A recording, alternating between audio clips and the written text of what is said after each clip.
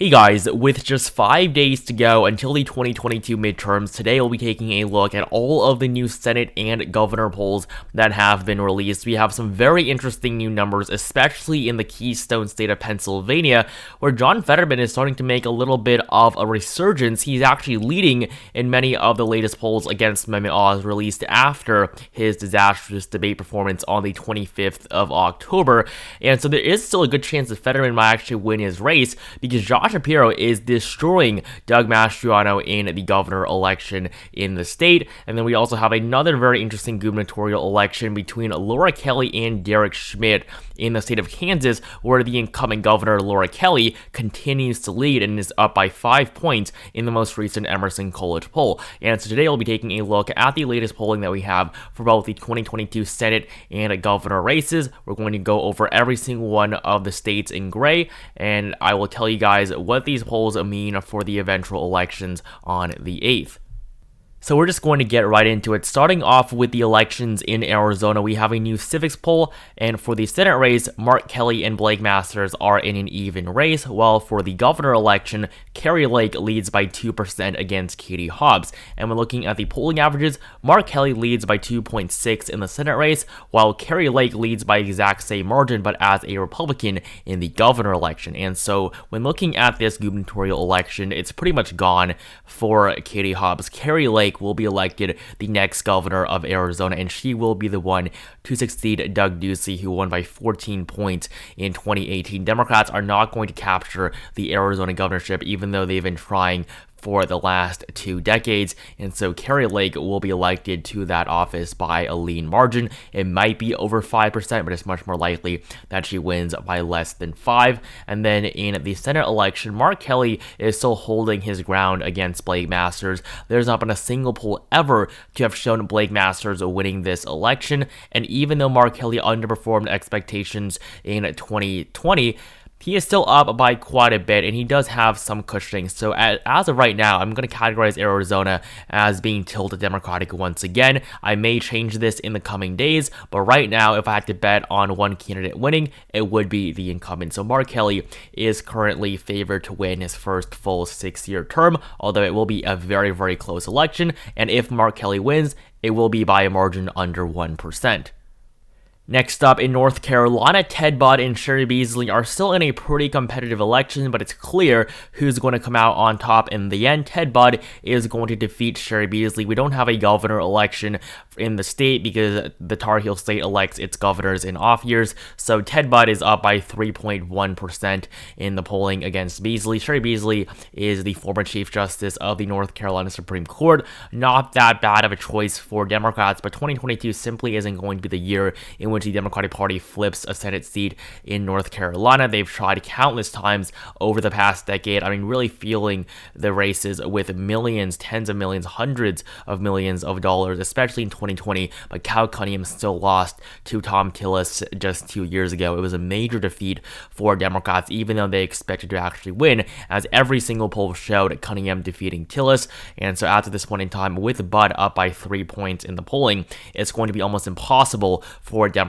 to flip the seat, even though Richard Burr is retiring. So North Carolina is going to remain a likely Republican state, just like the other races that we're going to go over in this video. Ohio and Wisconsin, we're starting to see Republicans take a pretty strong lead in both of those races as well.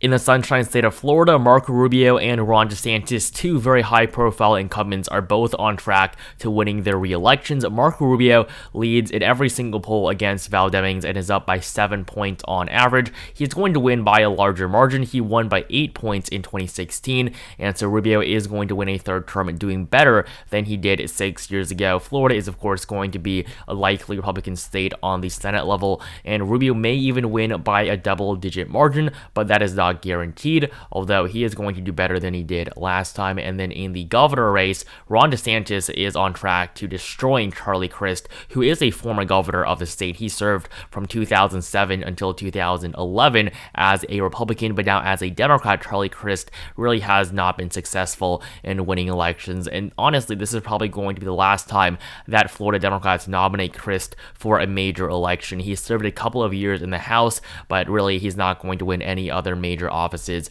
in the state. Ron DeSantis is doing very well against the former governor and leads by 9.6% in the polling. Ron DeSantis is going to win by a double-digit margin. He is one of the most popular governors in the country, and so Florida is going to be likely Republican in both the governor and Senate elections.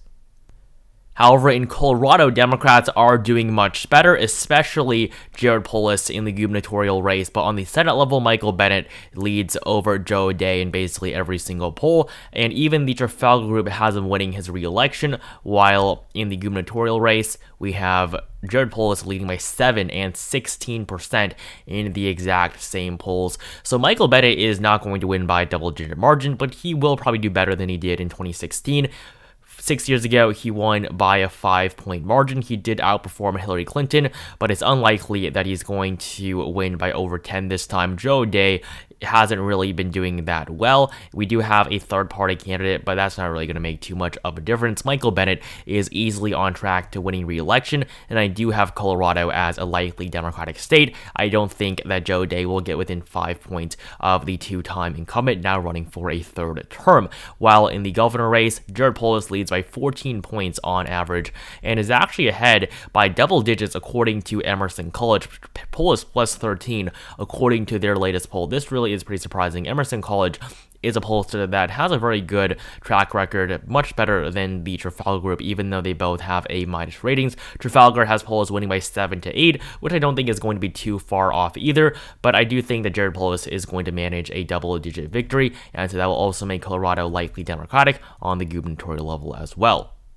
Next up, in Ohio, the Senate race was closely watched for a very long time, but now that we're in the final stretch, J.D. Vance is looking like he's going to win the race against Tim Ryan. It's going to be almost impossible for Ryan to turn this around, while in the governor race, Mike DeWine is doing much better than his Republican counterpart. I mean, honestly, in that Senate race, Republicans should be winning by at least 10 points, but Tim Ryan has run a very strong campaign and is really giving Vance a run for his money. Right now, Vance leads by just 2.3% in the polling average. Ryan is at 44.8, Vance at 47.1, and when you do look at the more reputable polls, they do have Vance leading by 4 to 5%. There are some Center Street PACs showing Ryan up by 5, but those polls are going to be very, very inaccurate, and polls do have a tendency to overestimate Democratic support in the state of Ohio, and that's been clear over the last few years. So in the end, Vance is going to win by over 5%, and this will make Ohio a likely Republican state, but it's not going to be a huge margin. It's just going to be right over 5 points. I don't think that Vance is going to win by over 6, but still a likely categorization is more accurate for this election. While on the gubernatorial level, we're going to see Mike DeWine destroy Nan Whaley. He's up by 19 points statewide, and the most recent polls have him ahead by 20%. Mike DeWine is probably going to break the 20% barrier and easily win his re-election to a second term, despite only winning by 4 points in 2018. Now moving on to one of the most high-profile races that we have this year, that being the Senate election in Pennsylvania, because John Fetterman was almost completely written off just a few weeks ago after he lost the debate against Mehmet Oz. I mean, it was a terrible performance on his part because he was still recovering from his stroke, but there are now signs that he might actually be able to pull off a tight victory and potentially even save the Democrats' his majority. And so John Fetterman leads by 2 and 3% according to new highly rated polls. Mehmet Oz is still catching up in the polling average. Fetterman's lead has dipped down to just 0.8%. But when looking at the polls released after the debate, before today, every single one of them showed Oz winning, and that was good enough evidence to suggest that Fetterman was going to lose, but these new polls definitely halt that sort of thinking, as Mehmet Oz is a terrible candidate, honestly, by himself. John Fetterman's stroke has made him a pretty weak candidate as well, but with early voting having begun almost 5 weeks ago, there is still a good chance that Fetterman can pull off a victory, as many people would have already voted for him before the debate even occurred. And another reason that John Fetterman can actually win is because of just how well Josh Shapiro is doing in the governor election against Doug Mastriano. Mastriano is a terrible nominee for governor of a state that's so far to the center. Doug Mastriano is just way too far to the right in his policies, and so Josh Shapiro is going to easily defeat Mastriano, and it will be by a likely margin. So for the governor race, Pennsylvania is going to be likely Democrat, but on the Senate level, I'm still going to give Mehmet Oz a very, very slight advantage. I may change my rating in the coming days, but right now I have it as tilt Republican. We've also got a new poll out of Missouri showing Eric Schmidt leading by 9 points against Trudy Bush Valentine. The race is not going to be close. Schmidt is easily going to win, but there is a chance he wins by over 15 points, but also a good chance that he wins by just under that margin. But a solid rating is going to better describe the race, as it really is an election that Democrats have absolutely no chance at winning in. So I'm going to categorize Missouri as being solid Republican. The margin might be right over 15 or it might be right under, but again, a solid margin is more accurate to describe the election, at least as of right now. And now moving on to Wisconsin, we have new polls for both the Senate and governor elections. We have a Republican incumbent in the Senate race, while we have a Democratic incumbent in the governor race, as Tony Evers struggles to win a second term. The most recent polling shows Tim Michels leading against him, and in the Senate race, Ron Johnson is doing very well against Mandela Barton. So we're probably going to see 2 Republican victories in the state, although Ron Johnson is going to do much better than Tim Michels. Ron Johnson leads by 4 points against Mandela Barton. He was behind for some point of time in early September and late August. It really looked like Ron Johnson might actually lose, but with the most recent polling numbers, it's pretty clear that Johnson's going to win a 3rd term in office, and he will serve until at least 2029, one of Trump's strongest allies. Ron Johnson is currently under investigation for his role in trying to overturn the 2020 presidential election, but that really doesn't seem to matter too much to Wisconsin voters. And then in the gubernatorial election, Tim Michels leads by 1.4% against Tony Evers. Tony Evers is going to lose. Democrats have, of course, like I said before, a tendency to be overestimated in polls from the state, and so with Evers now down by 1.4%, and just looking at the spread here, it's obvious that Tony Evers is going to lose. No Democratic gubernatorial candidate in Wisconsin has won a governor race in the state with a Democratic president in the White House since 1962. So both elections in Wisconsin are going to go red. On the Senate level, it's going to be likely Republican, while in the gubernatorial race, it's only going to be by a lean margin. In the state of Georgia, we have a Senate election that is very, very close between Raphael Warnock and Herschel Walker, while on the gubernatorial level, Brian Kemp is going to easily win a second term against Stacey Abrams. Now, because this is Georgia, a majority is needed to win the elections here, and in the governor race, Brian Kemp is easily going to do that. He did that in 2018, winning by just 1.4% against Stacey Abrams. It was a very close election, but Abrams is not going to do nearly as well as she did last time. Brian Kemp, though, is going to get to 50% pretty easily, and so Georgia is going to be likely Republican, and Kemp is going to win a second 4-year term. However, in the Senate election, we have a much closer race. Raphael Warnock leads by just 0.4% in the polling, and he may lose his lead for the first time since late June. And when looking at the spread of the most recent polls, it's clear that Herschel Walker is doing much better than before. However, we do have a second woman now to come out and against Herschel Walker and say that he also paid for an abortion for her, and so that's really going to hurt Walker a little bit. But with a runoff in December, it's not going to matter too much. Neither candidate is going to get to 50% on the 8th of November. There will be a runoff that will occur sometime in December when it is scheduled, but neither Warnock or Walker have the support right now to win a majority of the vote share, and so that's why I'm not going to give it a strong rating for either party. But I think that as a whole, Republicans are probably going to get to 51 seats on the 8th without needing their seat in Georgia, which means that Democrats really aren't going to have the energy to come out and support Warnock if they already lost the majority anyway. So right now I have Georgia as being tilt Republican, but it really could go both ways. There's a lot of factors, and the election is still a month away.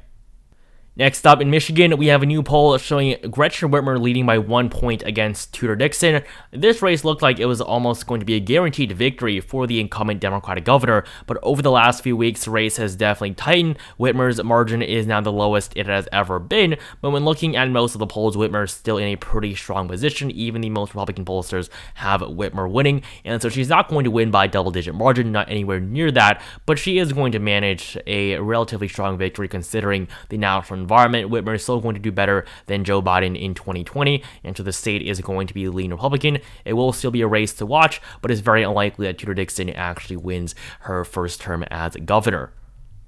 In Kansas, we have 2 elections, one for Senate and one for governor, and they could not be any different. Jerry Moran leads by 22 points against Mark Holland as he attempts to win re-election to a second term. He won by 30 points last time, almost 30 points, so him winning by 22 would be pretty bad. But if you do look at the other polls released, he really isn't doing that well. However, we have a governor race with Laura Kelly running for re-election against Derek Schmidt. Kelly is the incumbent governor of the red state of Kansas, and the abortion referendum has really helped her out a lot, because this summer there was a referendum asking Kansas voters if they wanted to repeal abortion protections from the Kansas Constitution, and it was voted down 60-40 in one of the most conservative states in the country. The last time a Democrat won Kansas was Lyndon Johnson in 1964, and before that it was during the era of FDR. So Kansas is one of the most Republican states in the country, and so of course Jerry Moran is going to win re-election to the Senate. But in the governor election,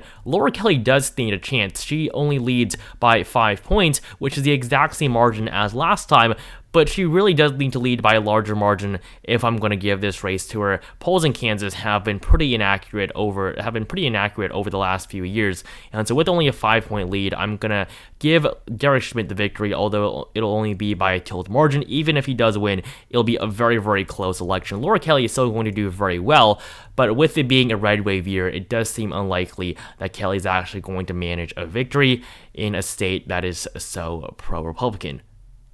Next up, in New York, we have 2 very different elections once again. The Senate election is going to be very solid for Democrats. Chuck Schumer leads by 17 and 27 points according to the latest polls, and on average, he is ahead by a solid margin, so he's going to win by over 15 points. He won by 43% in 2016 when he won his 4th term. He, of course, is the current Senate Majority Leader, but he may not hold onto that job for much longer. Mitch McConnell is probably going to become the next Majority Leader after him.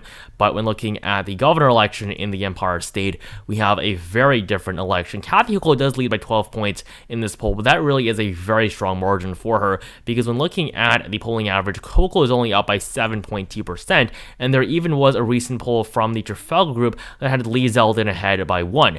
And so at this point, I don't even think Hochul is going to manage a 5-point victory over her Republican opponent. Lee Zeldin is running a very strong campaign, and Kathy Hochul is one of the most unpopular governors in the entire country. So in the gubernatorial race, I'm only going to give it a lean Democratic rating. That's really just how poorly the party is doing, especially in terms of governing. I mean, Andrew Cuomo resigned, Kathy Hochul became the governor just last year, and then we also saw 3 lieutenant governors over the course of just the last 15 months come out of New York. So it's really not been good for Democrats. Their management of the state has not been that strong, and that's why voters are souring on the Democratic Party, especially in a red wave year like 2022, although in the end, the Republicans are not going to win any of these 2 elections. And now we have the last Senate election that we're going to look at today, and that is the race between Catherine Cortez Masto and Adam Laxalt. In Nevada, Laxalt has taken a 0.6% lead in the polling. He's retaken the advantage in terms of just polling, and is ahead in most polls against Masto. Masto is probably going to lose her re-election. It really will be very difficult for her to win. Nevada is not as blue as it once was when Barack Obama won the state by 13 points in 2008, and Emerson College has Laxalt up by 5. I mean, that really is not good for the Democratic Party. Now, I don't think Laxalt is actually going to win by over 5%, but at this point, he'll be very difficult to beat. Democrats flipped the other Senate seat in the Silver State in 2018 when Jackie Rosen defeated Dean Heller by 5 points. I don't think Republicans are going to do nearly as well, but Nevada is going to flip with Masto losing her re-election to a second term. And in the governor election, we also have a Democrat running for a second term, that being Steve Sisolak, elected by 4 points in 2018. Joe Lombardo leads by 1.1% in the polling and has been ahead of the entirety of the month of October and now into November. And when looking at the latest numbers here, Joe Lombardo is in a strong position than Adam Laxalt. He might win by over 5%, but just to be more safe, I am going to categorize the gubernatorial race in Nevada as being leaning Republican as well. It's either going to be right under 5% or right over. It's really not going to be that crazy. Republicans are going to win both elections in Nevada. The state is simply trending to the right, and Latino voters are shifting away from voting for Democratic candidates as much as they did before. And finally, the last race we're going to go over today is the gubernatorial election in Oregon between Tina Kotek and Christine Drazan. Betsy Johnson is losing support quickly, and even though she is a former Democrat and pretty liberal, her support has been split pretty evenly among Tina Kotek and Christine Drazan, even though Drazan is a Republican. So Kotek really is doing very poorly. She is an establishment Democrat, very similar to Kate Brown, who is a very unpopular governor, and it's a good thing for Democrats that she cannot run for a third term this year, because she would definitely lose to Drazan. She barely won by 6 points in 2018, which was a very good year for Democrats. And of course, Oregon is a solid blue state. Ron Wyden is still going to win re-election by a solid margin to his 5th term in the Senate, but the governor election can be very different. And so with Christine Drazan up by 0.1%, I'm not going off the polling average, but just the national environment and the fact that Democrats really did do very poorly in 2018, even though it was a much better year. So at this point, I have Oregon as a tilt Republican state, giving Republicans their 30th governorship. And so that will be it for this video. We have some very interesting numbers, especially from Pennsylvania when looking at the Senate map. I mean, John Fetterman can still defeat Mehmet Oz, and that would be a major victory for Democrats, because the election in Georgia is not going to be decided until a runoff. So if Democrats can win the election in the Keystone State, the map will be 50-49, which means that no party will have won a majority and will require the seat in Georgia. And with higher turnout, Democrats have a much better chance at re-electing Raphael Warnock. And when looking at the governor elections, I mean, the election in Kansas is definitely the one to watch. Laura Kelly against Derek Schmidt. Kelly is a popular incumbent, and the whole abortion issue really is boosting her support. She may still win re-election, but just like in Oregon, I'm going to give the slight edge right now to the Republicans in those elections. And so yeah, that'll be it. Thank you guys so much for watching this video. Make sure you like it down below if you enjoyed it. Comment down below which party you think will win the Senate, as well as which party you think will win the governor elections in the close races, including Kansas, Wisconsin, Oregon, states like that, as well as maybe even New York. Do you think Lee Zeldin can actually defeat Kathy Hochul? Subscribe to my channel if you haven't, and I'll see you guys in the next video.